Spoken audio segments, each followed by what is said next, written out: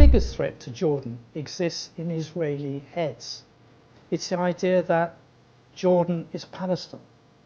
There have been various versions of this, including the Alon plan, named after the Israeli politician Yigal Alon, who called for swathes of the West Bank to be annexed by Israel and for the rest to become part of Jordan. More recently, former US President Donald Trump's team raised the idea of a Jordanian-Palestinian confederation. The crudest version of this plan entails direct threats to Palestinian villages and towns in occupied West Bank to leave or be burnt out by settlers.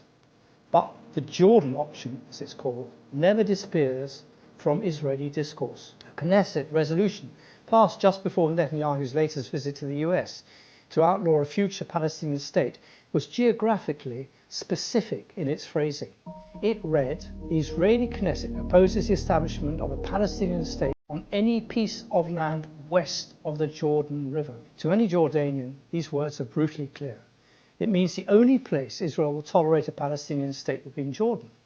Not for nothing did Jordan's King Abdullah pronounce that the region will not accept having the region's future held hostage to the policies of the extremist Israeli government. But his problems in keeping the loyalty of his people and the sovereignty of his kingdom intact have only just started. Gaza has presented King Abdullah with a huge dilemma. His first response is to see what is happening in the occupied West Bank under the leadership of Ben-Gvir as an existential threat to the kingdom. The arming of settlers, frequent attacks on Palestinian villages and towns, raids on Al-Aqsa Mosque complex, and most recently Ben-Gvir's statement that Jewish prayer is allowed at the mosque have only one purpose: to push as many Palestinians as will leave their homes eastwards. Ben-Gvir is deliberately humiliating the Hashemite kingdom's custodianship of the holy sites in Jerusalem. This was the one internationally recognized duty that Abdullah's father, King Hussein, insisted on keeping when he severed all legal and administrative ties